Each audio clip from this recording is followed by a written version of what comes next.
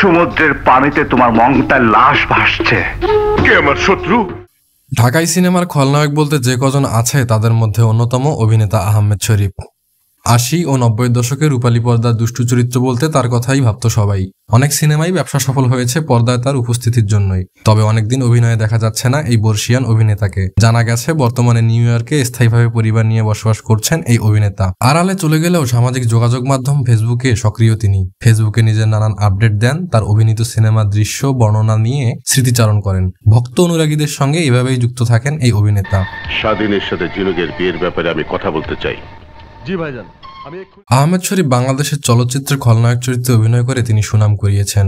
অভিনয়ের স্বীকৃতিস্বরূপ তিনি জাতীয় চলচ্চিত্র পুরস্কার সহ অসংখ্য পুরস্কার অর্জন করেছেন। তার উল্লেখযোগ্য চলচ্চিত্রের মধ্যে রয়েছে অরুণোদয়ের অগ্নিসাক্ষী, দেনমোহর, তিন কন্যা, বন্দুক প্রভৃতি। তার অভিনীত প্রথম ছবির নাম অরুণোদয়ের অগ্নিসাক্ষী। সুভাষ দত্ত পরিচালিত এই ছবিতে নায়ক চরিত্রে অভিনয় করেন আহমেদ শরীফ। তবে খলনায়ক হিসেবে ১৯৭৬ সালে তিনি প্রথম অভিনয় করেন দেলোয়ার জাহান ঝন্টুর পরিচালনায় বন্দুক ছবিতে।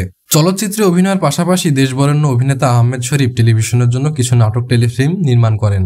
২০০১ সালে প্রথম নির্মাণ করেন টেলিফিল্ম ক্ষণিক বসন্ত।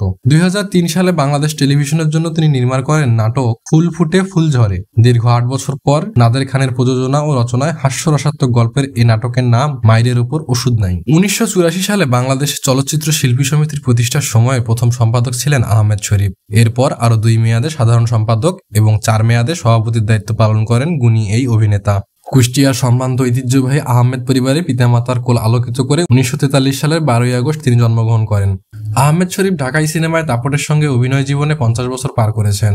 নায়ক হিসেবে যাত্রা শুরু করে খলনায়ক হিসেবে সফল হলেও অনেক চলচ্চিত্রে ভিন্ন চরিত্রে অভিনয় করেছেন প্রখ্যাত এই চলচ্চিত্র অভিনেতা। কেরিয়ারে দর্শকদের উপহার দিয়েছেন অসংখ্য সুপার ডুপার হিট সিনেমা। পারিবারিক জীবনে তিনি একটি কন্যা সন্তানের জনক। শত ব্যস্ততার মাঝেও তিনি এক ঝাঁক তরুণ প্রজন্মকে সাথে নিয়ে কাজ করে যাচ্ছেন গরিব অসহায় পথশিশুদের জন্য। তিনি তার জন্মস্থান কুষ্টিয়া সামাজিক স্বেচ্ছাসেবী সংগঠন প্রত্যয় যুব সংঘের প্রধান উপদেষ্টা হিসেবেও নিরলসভাবে দিক নির্দেশনা দিয়ে যাচ্ছেন ইভটিজিং, মাদক, বাল্যবিবাহ রোধে সুন্দর সমাজ গড়ার লক্ষ্যে। খানকে দুনিয়া ছাড়া করার মতো কোনো লোক এখনো পয়দা হয়নি। আজ এতটুকুই।